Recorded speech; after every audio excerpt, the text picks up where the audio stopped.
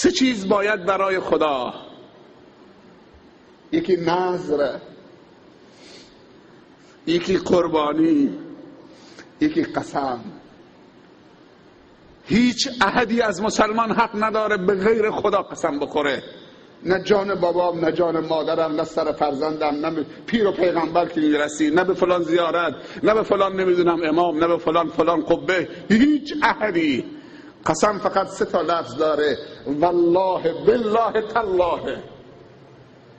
هر کسی قسم به غیر خدا بخوره و غیر خدا را بزرگ بکنه در مقابل خدا، همون چیزی که بهش قسم خورده سبب بلای ناگهانی جانش می شود. چقدر روزانه قسم میخوریم؟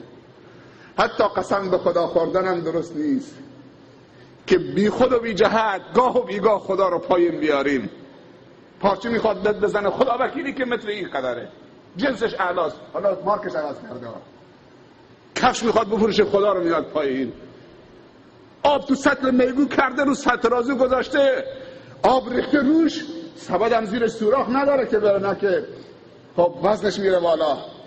خدا وکیلی که این فلانن. وقتی که میگوی کمی آبش تمام شد، خوشتر شد، میبینه 2 کیلو کمه و این 2 کیلو میخواد بخوره، میخواد نطفه ببنده، میخواد بچه درست بکنه با این 2 کیلوی حرام. ویل للمطففین.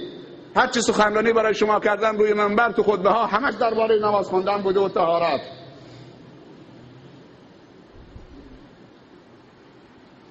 ویل للمطففین الذین اذا اکتالوا علی الناس یستوفون و اذا کالوهم او وزنوهم یخسرون. وای بر حال کسانی که وزن رو کم میکنن، وقتی برای دیگران میکشن کم میکنن، وقتی برای خودشون میکشن چرب میکشن. پیامبر گفت، خدا گفته ویل در جهنم براشون در نظر گرفتم. همین که چرب میکشن برای خودشون، برای دیگران کم میکشن.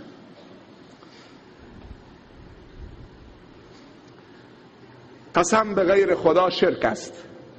امام شافعی رحمت الله علیه میفرمایند نه به شوخی نه به جدی در طول حیاتم قسم نخوردم، حتی به خدا.